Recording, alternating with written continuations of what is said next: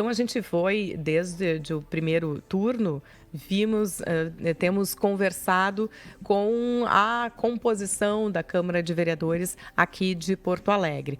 Então, já falamos com alguns perfis, a gente vai ao longo das semanas e até 2025, podendo dar rosto e voz a cada uma das pessoas que chega aqui para falar dos propósitos de 2025. E a gente conversa agora com a vereadora que já esteve na Câmara de Vereadores, assumiu como suplente pelo PDT, ainda nessa legislatura, mas que agora foi eleita pelo PSOL, que é a vereadora Atena Roveda, eleita pelo PSOL com 4.260 votos. Bom dia, Atena. Bom dia, Larissa. Bom dia, Sabrina. Bom dia, Rádio Mix. Um prazer estar com vocês nessa manhã. E tem o nome aqui, tá? Atena Beauvoir Roveda. É Beauvoir, que nem Simone de Beauvoir? Exato. Não que nem Simone, porque ela é francesa e eu sou brasileira, né? Então, eu gosto, inclusive, ainda mais sou porto-alegrense, gosto de um churrasquinho. A Simone de Beauvoir, não sei se gostaria de um churrasquinho, mas eu gosto de um churrasquinho. A pronúncia é a mesma, não? Isso, a mesma, Beauvoir. Mas esse sotaque, tem um sotaque aí nessa voz, né? O avô materno, ele é baiano, ele veio nos anos 60 para Porto Alegre, de Salvador para cá.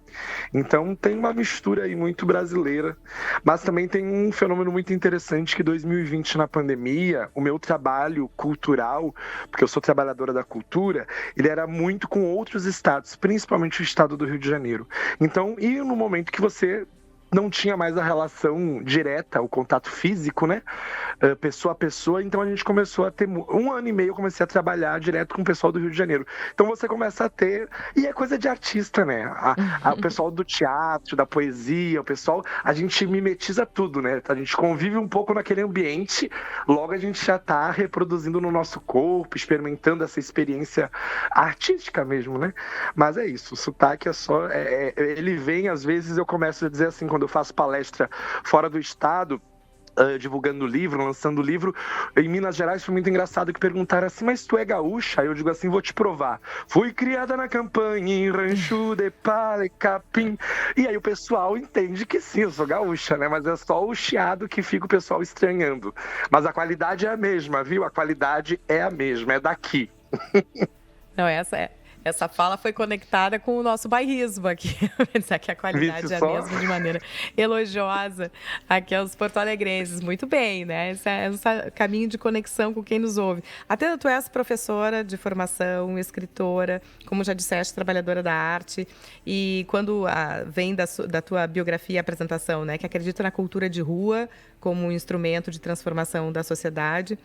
Foi eleita como a primeira vereadora travesti do PSOL em Porto Alegre, para fazer da cidade um lugar mais seguro para a comunidade LGBTQIA+. Eu te pergunto, volta e meia, quando a gente vê uma mulher ocupando um cargo na primeira vez, você diz, a primeira mulher a estar, né, neste lugar, e eu fico pensando, bom, haverá o dia em que não será necessário dizer. Hoje, quando se faz a apresentação, se costuma dizer, né? Então, a primeira vereadora travesti do PSOL em Porto Alegre. Isso tem que fazer parte da apresentação? Como é que tu enxerga isso, né? E até nos instrui nesse sentido. Não, com certeza, mais do que necessário, é importante porque a informação, ela salva a gente do preconceito. Então, às vezes, a pessoa entende que o preconceito só atinge quem está recebendo a desinformação, no sentido de, por exemplo, muitas vezes eu estou caminhando na rua e eu sou cheio de tatuagem. Quem não me viu ainda, quem não me conhece, eu tenho 38 tatuagens no corpo. Então, o meu rosto tem algumas tatuagens. São tatuagens bonitas, não são tatuagens feias. Eu escolhi bem escolhido. Podem acessar na live agora. Com certeza, no Fluxozinho ali, Instagram, tá tudo vai poder ali. ver. Então a gente tá com o rosto cheio de tatuagens, então você ainda tem esse preconceito de olhar pro meu rosto e achar que eu sou a mais doidona do rolê, quando eu sou a mais senhorinha, tiazinha do rolê. E aí quando você fala da gente afirmar a primeira travesti, é mostrar inclusive que o preconceito faz mal para quem é preconceituoso, não somente para quem recebe o preconceito. E aí quando a gente afirma, eu sou uma travesti, a gente tá querendo dizer que existe uma experiência de corpo diferente do corpo da mulher e diferente diferente do corpo do homem. Então, mas qual é o teu órgão genital? Mas como é que é a experiência assim? Como é que é a experiência assada? As pessoas, a gente tem essa noção, inclusive educativa, porque eu sou educadora. E quando eu sou educadora, eu vou me questionar o que as pessoas do outro lado estão se perguntando. E quando a gente afirma que eu sou a primeira travesti eleita pelo PSOL para ser vereadora, para legislar, eu estou querendo dizer, não é só as esquinas da prostituição que nos cabe. Porque 97% da população trans no Brasil trabalha de maneira muitas vezes compulsória na prostituição. O que quer dizer compulsória? Quer dizer que quando a pessoa diz assim, não, eu não sou desse gênero, eu sou desse, a sociedade inteira coloca aquela pessoa no espaço definido da esquina da prostituição. Então a gente tem um momento muito delicado.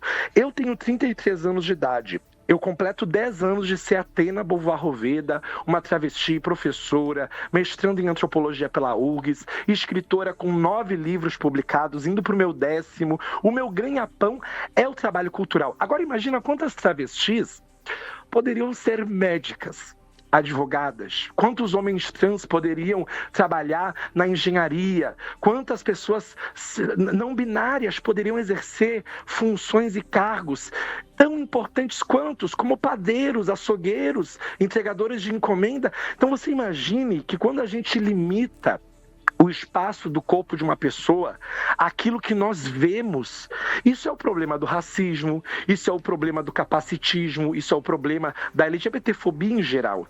Então a gente não está, por exemplo, Sabrina e Larissa, num espaço em que a gente quer que as pessoas que têm preconceito, que elas sejam expurgadas, que elas sejam detidas, que elas possam ser penalizadas.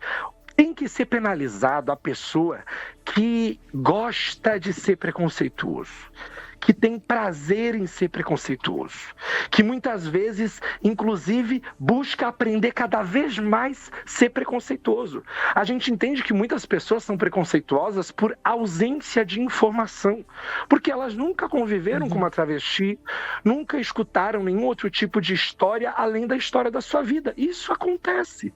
Então, quando a gente afirma isso, minha amiga, é importantíssimo para as pessoas entenderem que uma travesti pode legislar e muitas vezes muito melhor, como a gente vai mostrar a partir de 1º de janeiro de 2025 na Câmara de Vereadores.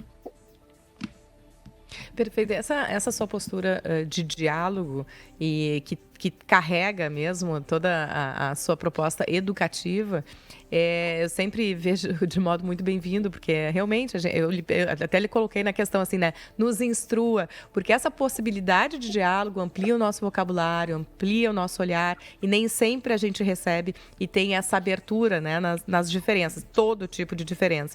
Agora, essa sua postura é de diálogo, né? Tens afirmado isso. Agora, a dos seus colegas na Câmara também é? Olha, eu escolhi o meu nome Atena porque ela é a deusa da sabedoria, da diplomacia. E ela sabe encerrar uma batalha, uma guerra, diferente de Ares, seu irmão sanguinolento do Olimpo. Atena sabe dar conta da situação toda. Os gregos antigos rezavam a Atena para encerrar uma guerra que já estava sanguinolenta.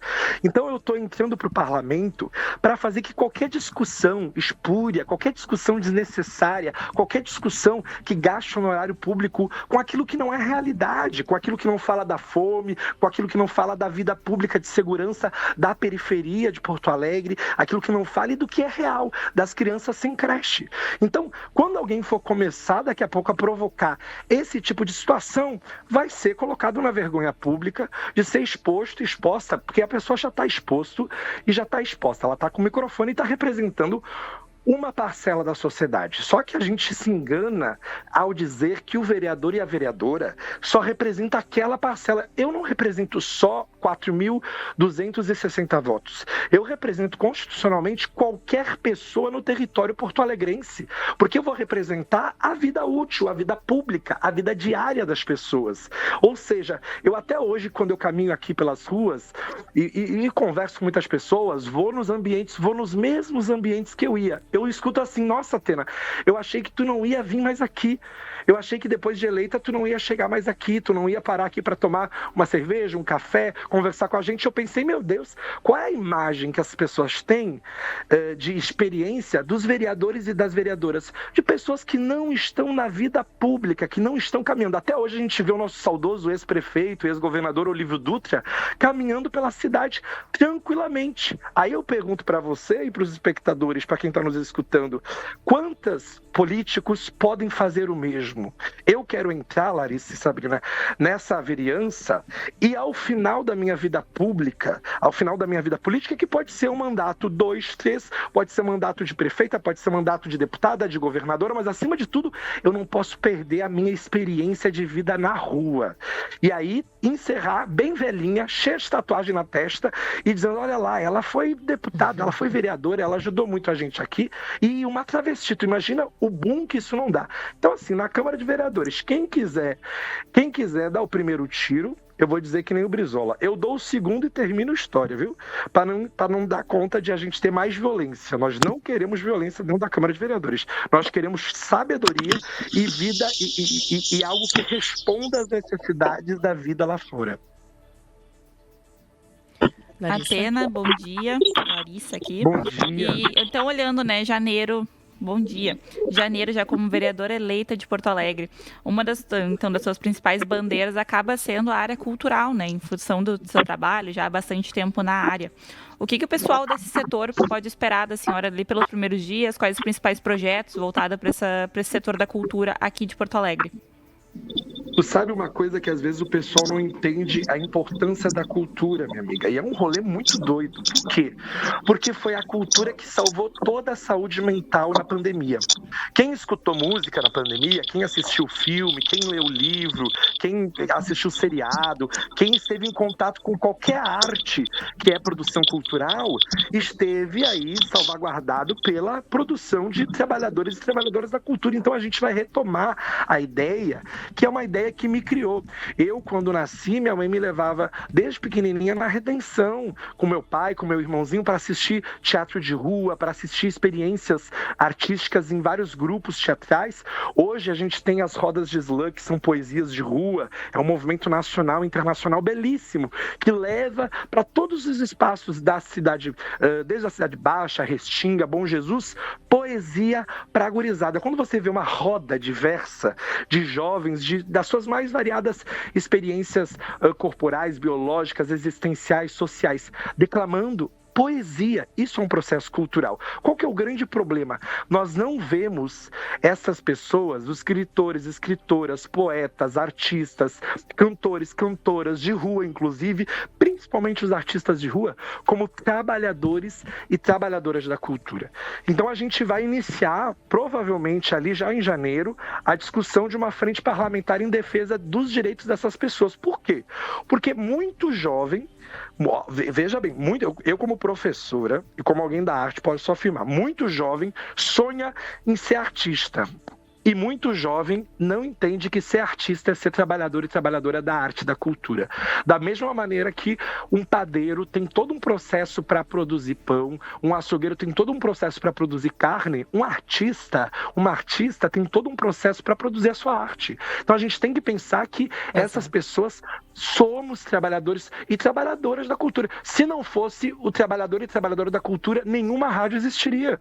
Porque você não teria música, você não teria inclusive a própria arte de quem está na sonoplastia da experiência, que é uma arte. Você tem que lidar com som, com áudios, com tudo isso, todo um universo. A televisão é a mesma coisa, a televisão é pura arte. Então, quando você pensa isso, esse processo cultural, Porto Alegre, olha, se eu não estou enganado, em 2023, o PIB da cultura no Brasil foi maior do que o PIB do automobilístico, da produção envolvendo aí a relação de carros e automóveis, o da cultura. Então a gente está falando de um universo grandíssimo e Porto Alegre perdeu pessoas, ou seja, não em relação à morte, mas em relação à mudança. Pessoas saíram de Porto Alegre. O censo, a gente está com 1 milhão, entre 1.300.000 e 1.400.000 pessoas. E aí eu te pergunto, a gente está diminuindo de população por quê?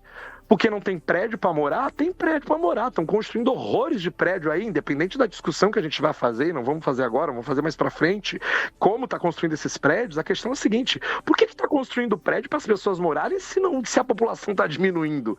A gente só pode pensar que vamos aumentar a população de Porto Alegre com uma vida qualificada quando a cultura voltar para o centro do debate. E isso é prático, isso é simples. Quando a gente fala cultura, a gente está falando o Parque Harmonia. Uma construção aí que os piquetes tenham de fato espaço de qualidade e não uma experiência largada. Coloca aí, é prático, você colocou aí, é prático e simples. Eu diria prático sim, simples, eu acho que é uma discussão que tem que se fazer, porque, né, a gente vida não fica perguntando por que as coisas não levam, não chegam, e problemas que a gente vê recorrentes, né, passa de uma legislatura para outra, e a gente espera que se tenha sucesso nessa empreitada, assumindo, então, 2025 como vereadora eleita pelo PSOL. Muito obrigada pela conversa que tivemos hoje, Atena Beauvoir Roveda. Eu que agradeço, Larissa, Sabrina, pessoal da Rádio Mix, um beijo enorme. Desculpa me empolgar, eu fico muito empolgada. Mas é isso, a gente precisa de gente empolgada. Não, mas é uma empolgação que empolga, exatamente. Eu fico à disposição para qualquer outra vibe gostosa, viu? Um beijo para vocês e um bom dia e bora trabalhar que a gente precisa.